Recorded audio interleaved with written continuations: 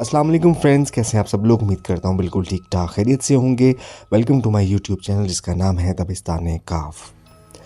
आज एक खूबसूरत सी शॉर्ट स्टोरी लेके आपकी खिदमत में हाजिर हुए हैं जिसका उन्वान है मकाफ़ात अमल। रोशमा खान अरूश ने इसको लिखा है। पेश खिदमत है मकाफ़ात अमल। सामल एक सीधा सादा देहाती लड़का था। जब से ज़िम्मेदार के बेटे से इस्लाम दुआ हुई थी, इसके पर पुर्जे निकल आए थे। बहुत जल्द इसके तौर तरीक़ों में तब्दीली आ गई और लोग सामल के नाम से भी डरने लगे। सामल आवारा और बद किरदार मशहूर हो गया था और जिस लड़की को देखता इसके दर पे हो जाता।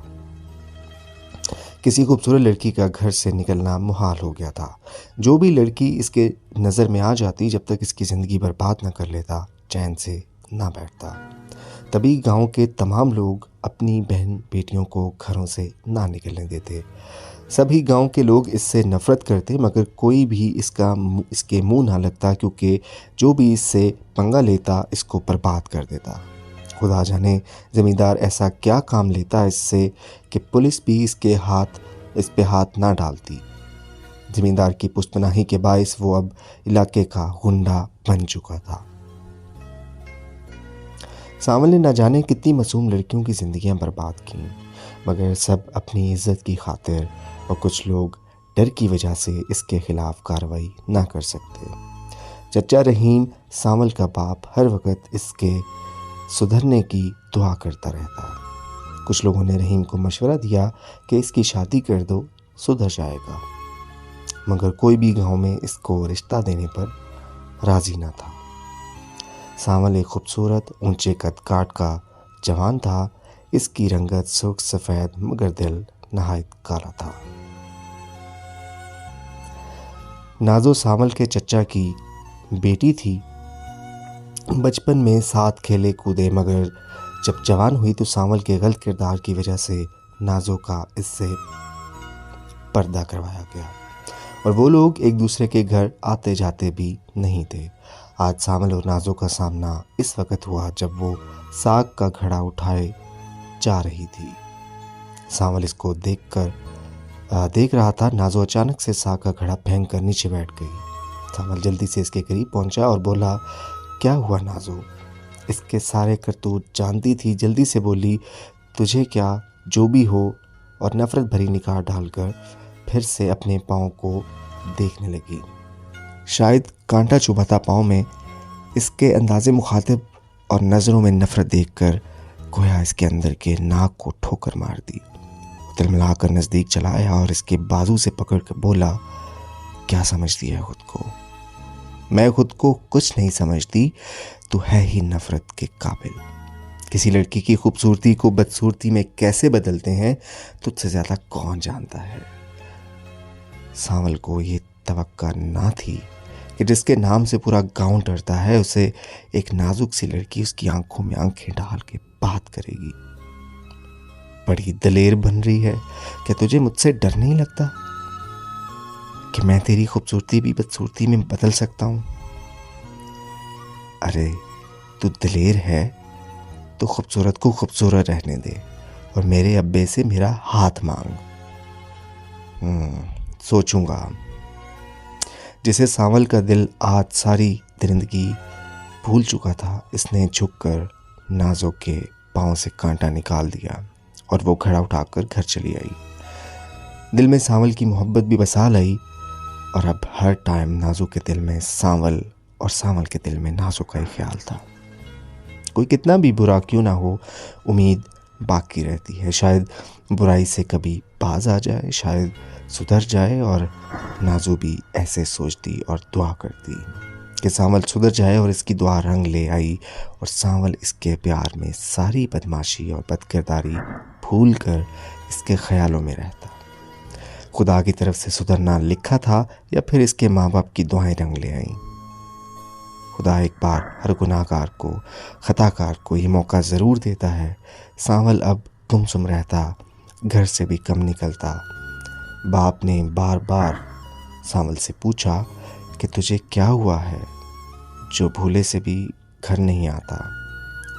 घर नहीं आता था, अब सारा दिन घर में पड़ा रहता है।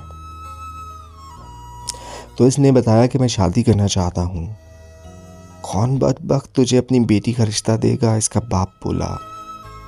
अब्बा, चचा से मेरा रिश्ता मांग, मैं वादा करता हूँ सब गलत काम छोड़ दूंगा।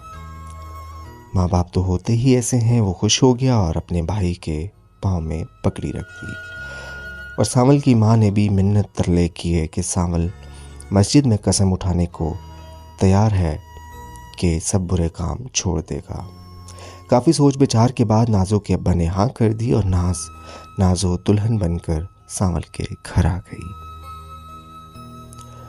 नाजो के आते ही सावल ने सब बुरे कामों को छोड़ दिया और मेहनत मजदूरी करने लगा। अब सावल की ज़िंदगी में सुकून था। नाजो भी सावल का प्यार पाकर बहुत खुश वक्त गुजार रही थी और वक्त गुजरने का पता ही ना चला। अल्लाह ने सावल को 2 बेटियां अता कर दी। उनको गांव के स्कूल भेजने लगा ताहम इनको पढ़ा लिखा सके। हम तो अनपढ़ हैं, औलाद को पढ़ी लिखी होनी चाहिए, ये उनका ख्याल था। ऐसे ही दिन गुजरते गए, वक्त गुजरता गया और सावल की बच्चियां जवान हो गई। सावल को हर वक्त इनके रिश्ते की फिक्र रहती, मगर इसका स्याह माजी आज भी इसकी बच्चियों के रिश्ते में हायल था। पढ़ाई के दौरान इसकी बेटियों के मरासिम गांव के 2 लड़कों से हो गए।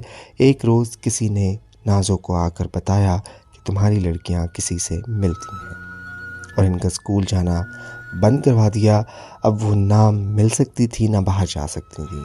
सारे गांव में बात फैल चुकी थी और इसकी लड़कियां रात को घर से भागने की कोशिश कर रही थी। इस बात का सावल को पता चल गया। सावल ने बारी बारी दोनों बेटियों को भी और इन लड़कों को भी कत्ल कर दिया और ख़ुद को पुलिस के हवाले कर दिया। और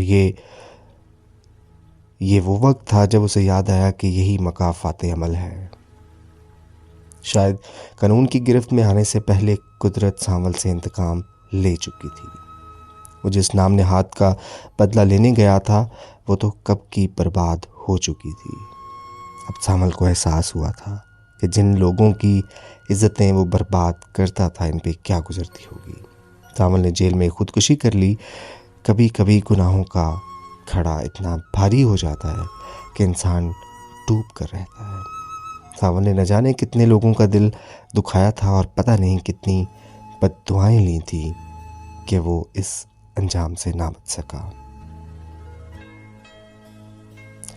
सामीन, ये एक खूबसूरत सी शॉर्ट स्टोरी जिसका मॉरल ये था कि जो कुछ आप अपनी ज़िंदगी में कर रहे होते हैं कहीं ना कहीं ज़िंदगी घुमा कर आपके सामने वो सब कुछ ले आती है। कुछ लोगों को जल्दी सिला मिल जाता है, कुछ को थोड़ा देर से मिलता है, मगर मिल जाता है। मकाफ़ात अमल इसी को कहते हैं। कोशिश करें आपकी ज़ात से किसी दूसरे का नुकसान ना हो। कोशिश करें आपकी ज़ात से किसी की दिल आज़ारी ना हो, किसी की ज़िंदगी ख़राब ना हो, किसी की इज़्ज़त ख़राब ना हो। कोशिश करें कि उस वक्त से बचें जब किसी के लिए की जाने वाली कोई भी बुरी हरकत घूम कर आपके सामने आ जाए। बस इस बात को जहन में रखा करें, जब भी कभी ऐसा मौका बने, आप बाइख्तियार भी हों और कुछ गलत कर सकते हों, बस ये सोचा करें कि आज अगर आप किसी के साथ गलत कर रहे हैं तो कल आपके साथ भी हो सकता है। शायद इस खौफ से, इस डर से, इस परेशानी से आप उस काम को ना अंजाम दे पाए। बचपन से सुनते आए हैं, जैसा करोगे वैसा भरोगे। टिट फॉर टैट, अदले का बदला, हमेशा से बचपन से सुनते आए हैं, फिर भी भूल जाते हैं। फिर भी हम भूल जाते हैं और एक्सपेक्ट करते हैं कि हम चाहे जितने मर्ज़ी गलत और बुरे हों, जितनी मर्ज़ी गलत हरकतें, बातें और दिल आज़ारी करें, हमें कोई हमारे साथ कुछ गलत ना करे। कैसा हो सकता है? कैसे हो सकता है? ये नहीं हो सकता। लिहाजा कोशिश करें कि अच्छा करने, किसी के साथ अच्छा नहीं कर सकते तो कम से कम बुरा तो ना करें। ये बेसिकली उसको भी बचा रहे हैं आप और आप खुद को भी बचा रहे हैं। एक दूसरे का ख्याल रखें, इज़्ज़त करें एक दूसरे के घरों की इज़्ज़त करें, एक दूसरे के माँ बाप बहन भाइयों को अपनी फैमिली समझें और इज़्ज़त देने का सिलसिला इसी तरह चलता है। जितनी देते हैं उतनी मिलती है। जहाँ किसी के साथ गलत करते हैं वो पलट के वापस आ जाता है। यही मकाफ़ात अमल है। अपना और अपने साथ जुड़े हुए लोगों का बहुत ख्याल रखिए। दुआ में सबको याद रखिए, हमें भी दुआ में याद रखिए। फिर होगी मुलाकात अगली स्टोरी में। तब तक अल्लाह हाफ़िज़।